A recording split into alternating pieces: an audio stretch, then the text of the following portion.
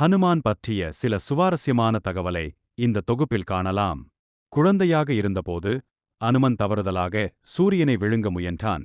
இதனால் இந்திரன் தனது வஜ்ரத்தால் அவனது தாடையை தாக்கினான். இதனால் ஹனுமானுக்கு ஒரு தனித்துவமான தோற்றம் கிடைத்தது.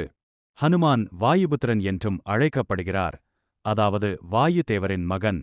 குந்திக்கு வாயுவின் மந்திரத்தால் பீமன் பிறந்தான். பீமனும் வாயுபுத்திரரே. எனவே ஹனுமானும் பீமனும் சகோதரர்கள். ஒருமுறை அன்னை சீதையின் தலைமுடியில் சிந்தூரம் பூசுவதை அனுமன் பார்த்தார். அன்னை சீதையை அவ்வாறு செய்யுமாறு வேண்டினார். அது ராமரின் நீண்ட ஆயுளுக்காக என்று அன்னை சீதா பதிலளித்தார்.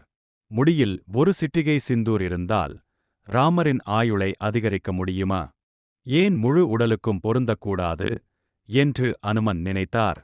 இதனால் அவர் பஜ்ரங்பாலி என்றும் அழைக்கப்படுகிறார். ஒருமுறை நாரதர், வசிஷ்டர், விஸ்வாமித்திரர் போன்ற முனிவர்கள் அயோத்தியில் சந்தித்தனர். ராம நாமத்தை விட ராமரே வலிமையானவரா என்று விவாதித்தார்கள். நாரத முனிவர் ராம நாமம் உண்மையில் ராமரை விட வலிமையானவர் என்று கூறி அதை நிரூபிக்க முடிவு செய்தார். கோபமடைந்த விஸ்வாமித்திரர் பகவான் ராமரிடம் சென்று அனுமனின் மன்னிக்க முடியாத நடத்தைக்காக அவருக்கு மரண தண்டனை வழங்குமாறு கோரினார். விஸ்வாமித்திரர் ராமரின் குருவாக இருந்ததால் அவருடைய கட்டளைகளை அவரால் மறுக்க முடியவில்லை. ராமர் ஏன் தன் உயிரை பறிக்க நினைக்கிறார் என்று அனுமனுக்கு குழப்பம் ஏற்பட்டது. ஆனால் பின்னர் நாரதர் அவரிடம் ராமநாமத்தை ஜபித்துக் கொண்டே இருங்கள் என்றும் கூறினார். ராமன் வந்து தன் அம்புகளை ஒன்றன் பின் ஒன்றாக எய்தினான்.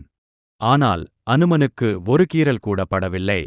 முழு காட்சியையும் பார்த்து கொண்டிருந்த நாரத முனிதான் அனுமனை தூண்டிவிட்டதாக ஒப்புக்கொண்டார். நாரதரின் சூழ்ச்சியை ராமர் அறிந்ததும் நிறுத்தினார். இதனால் இறைவனை விட ராமநாமம் பெரியது என்பது நிரூபணமானது.